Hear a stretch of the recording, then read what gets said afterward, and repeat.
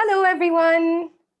Good evening. This is International SEL Day, and we are coming to you from the Center for Social Emotional Learning right here in India.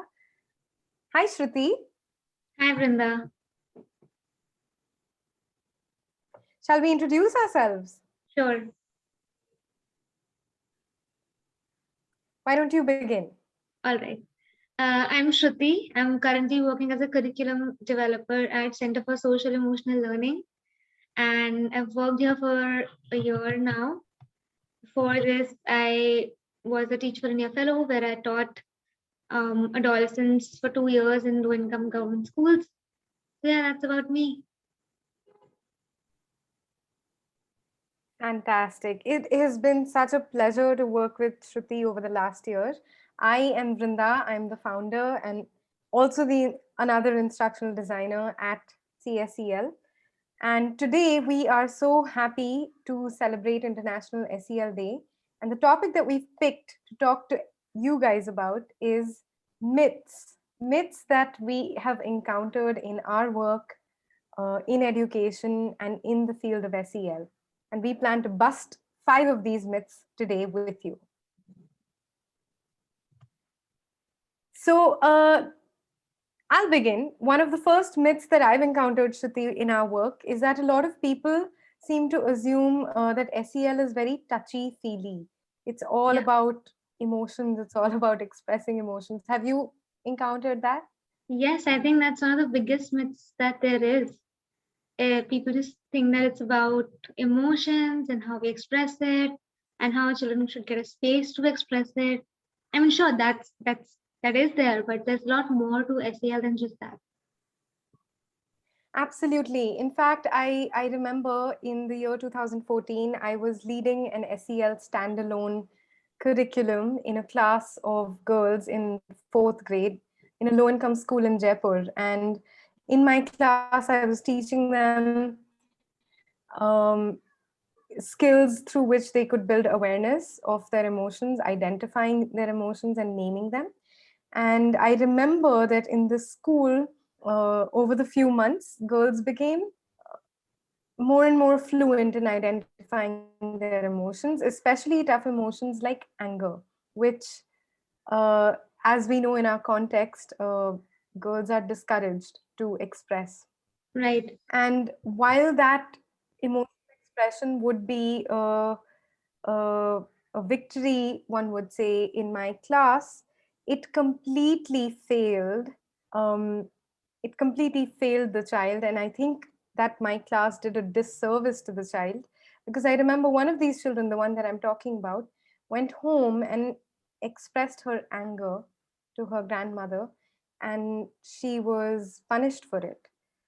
Um, Similarly, we've seen through our interventions that sometimes when children express their anger or tough emotions in contexts that are not ready to accept them, they're often punished for that. right. And this is really where I first learned that emotion expression alone and being touchy feely is not the goal of SEL at all.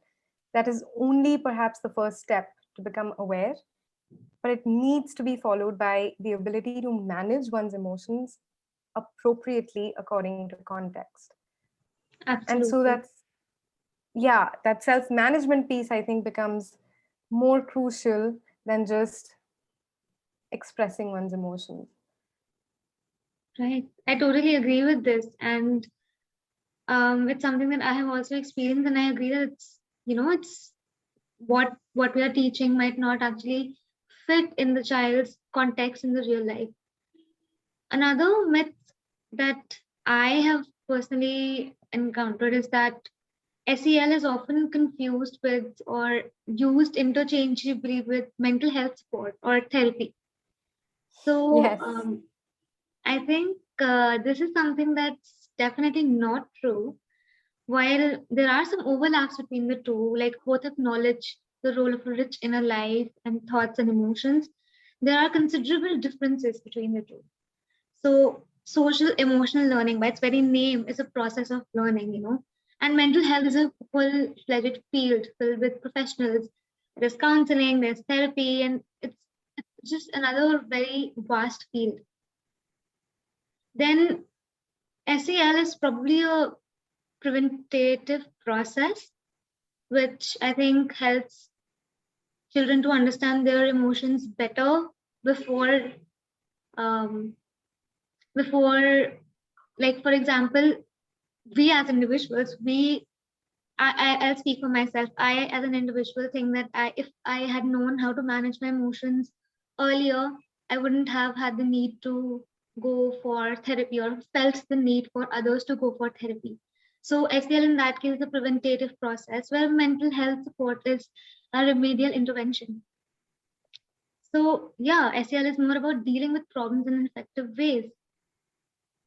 I so love what you said, Shruti, because it's almost like in if we look at it from a healthcare analogy perspective, it's almost like you eat good nutrition to prevent disease from happening.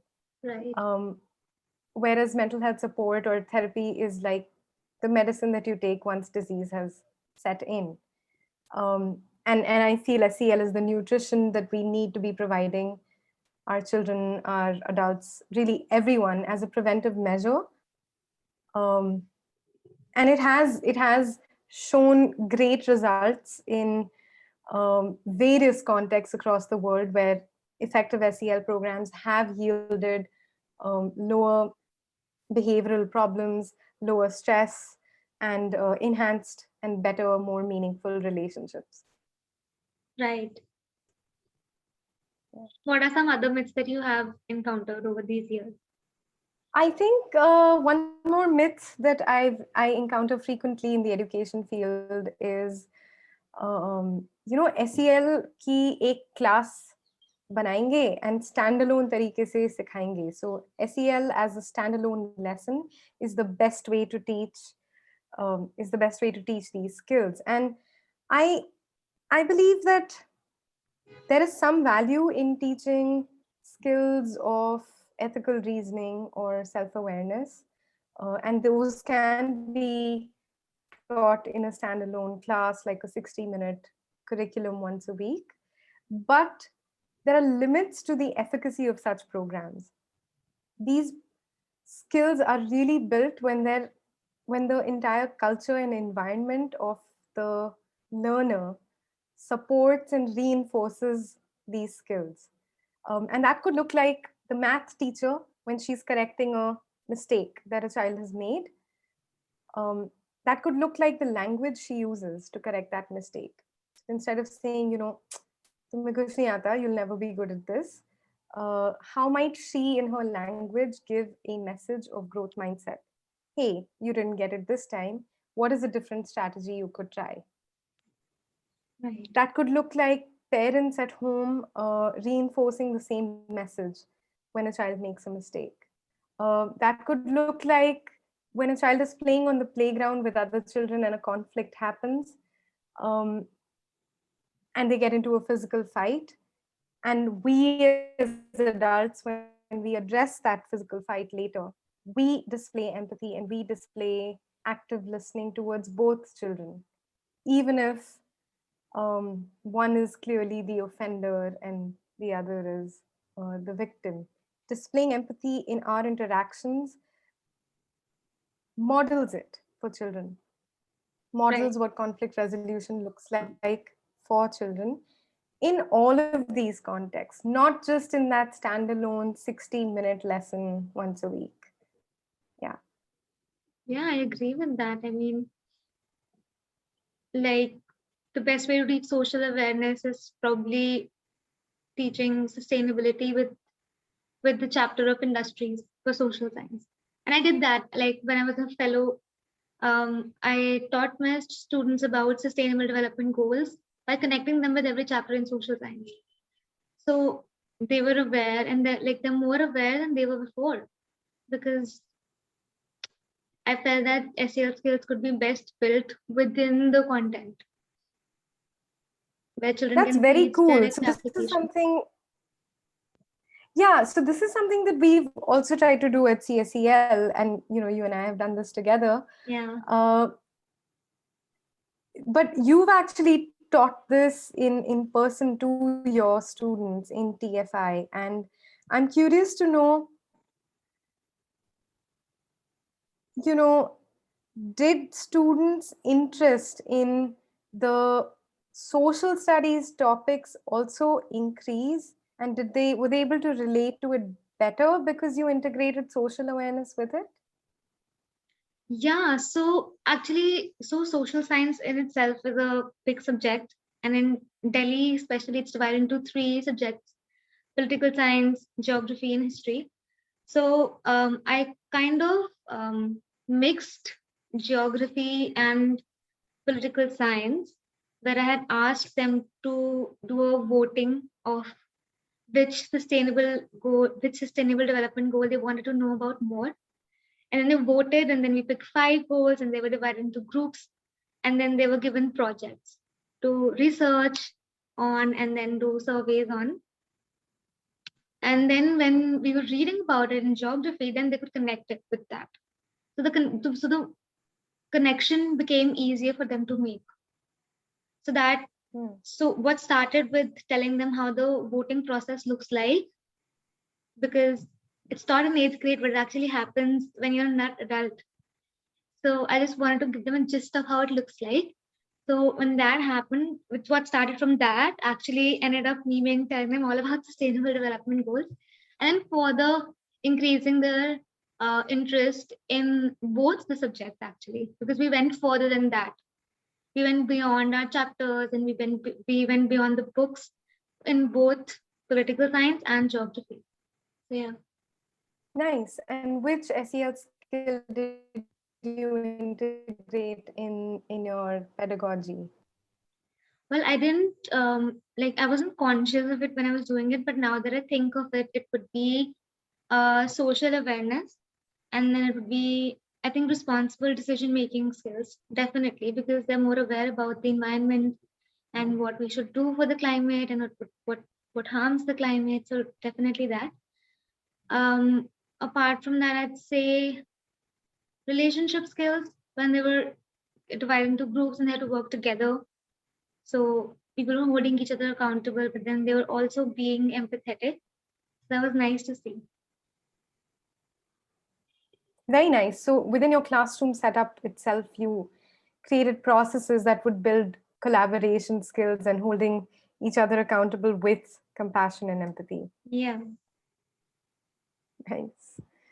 Right. So I think we at CSEL are firmly of the belief that for SEL to be integrated, um,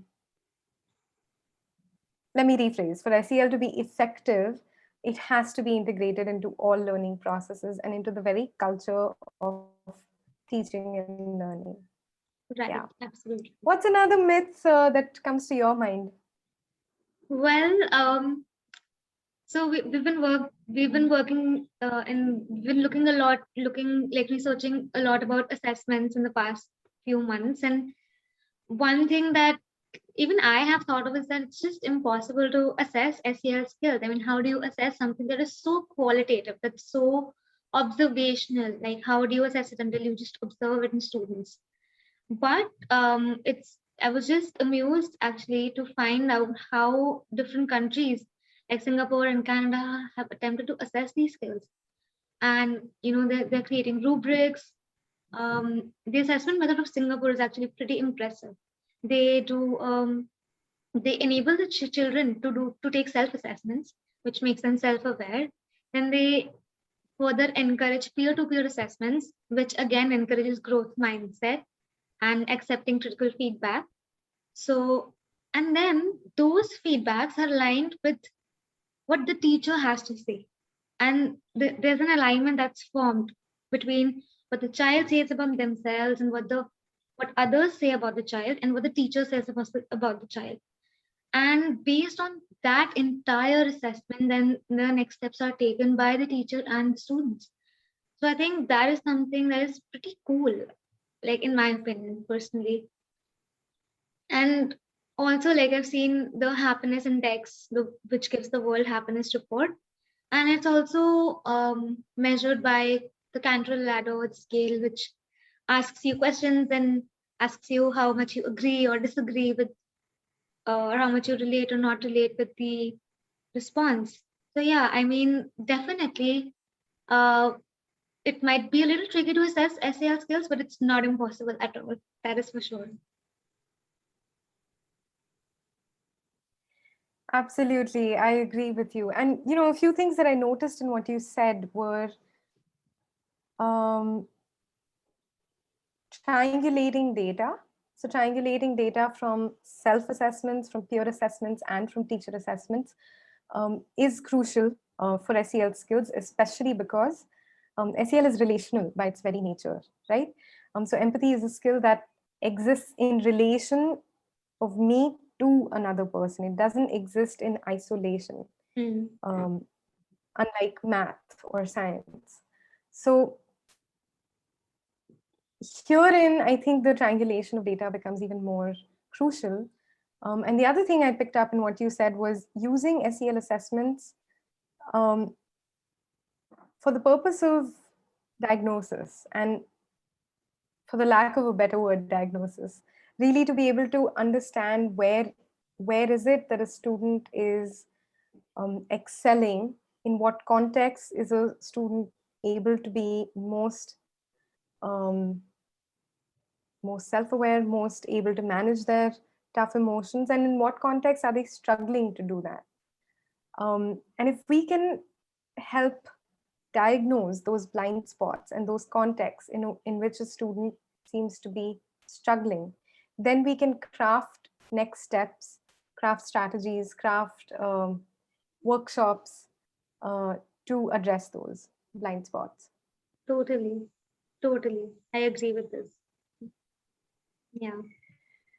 Yeah.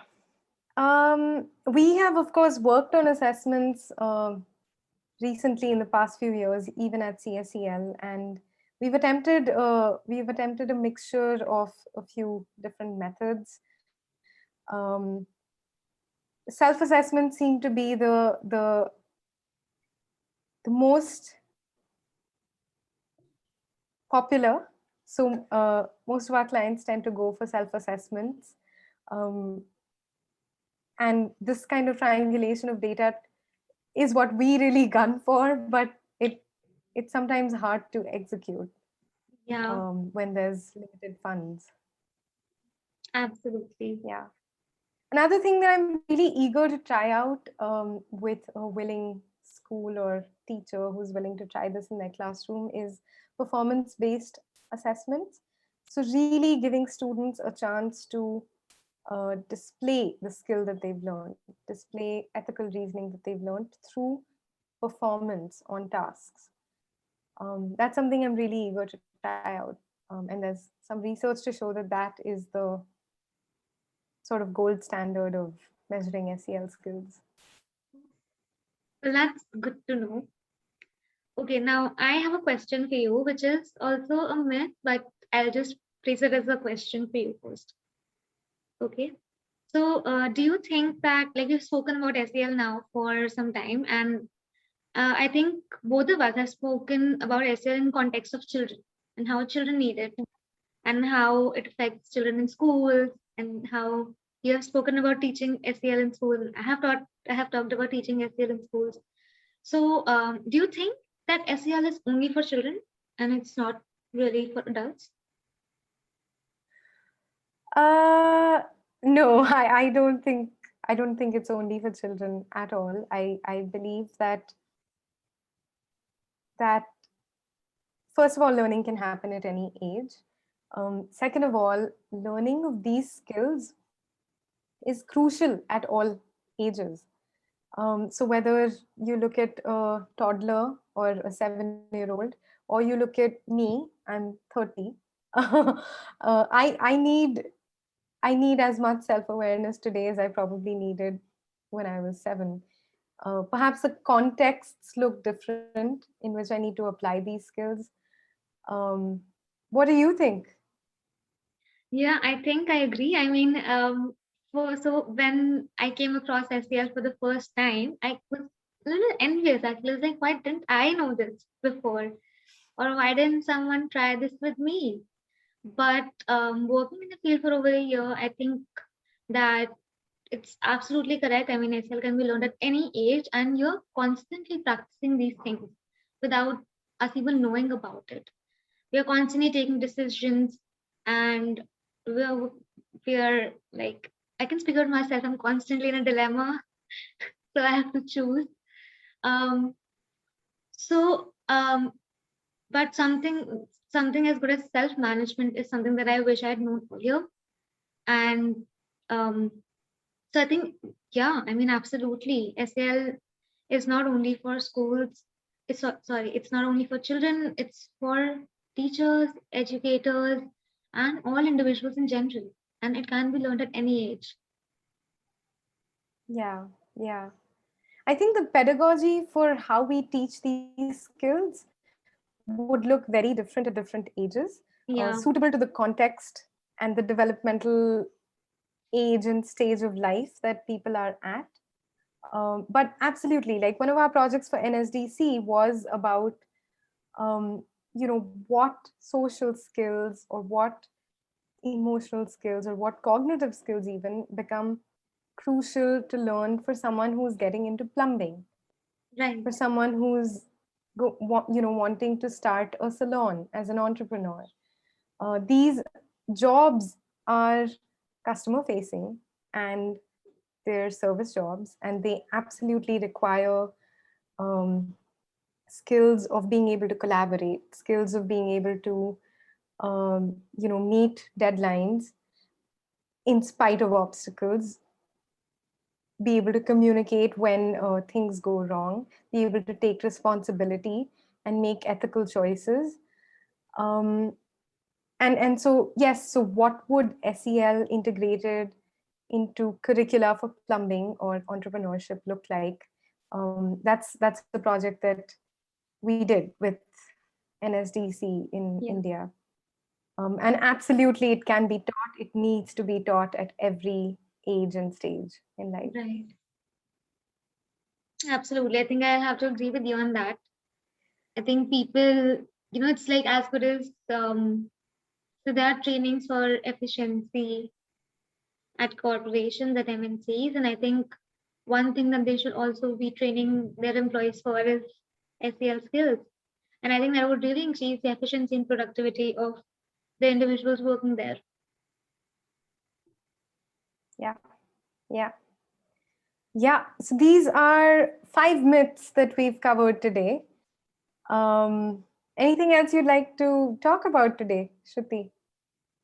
Well, I think we've talked enough about SEL skills and the myths, and I think it would be great if people could actually tell us what myths they have and what myths have been busted for them. I think that would be helpful, and then we could probably do another video like this. Five another myths that that that you think about SEL that are true but are actually not, and we are here to bust them. Yeah, no, that's a yes, that's a great idea. That's absolutely a great idea. So yes, please share with us your thoughts on any any of the myths that you have encountered in this field, or any beliefs that you have that you want to discuss with us. We'd be very happy to um, you know sort of discuss and delineate some of this very messy, and it's almost like a spaghetti, right? SEL as a field is 30, 40 years old, and it's like a spaghetti, and it's all tangled up, and sometimes we have to parse it out. So yeah, we'd be happy to untangle the spaghetti that is SEL. Yeah, we'd love to do that. All right, thank you everyone. Yeah, signing Thanks, off for Shruti. now. Bye. Bye. Bye.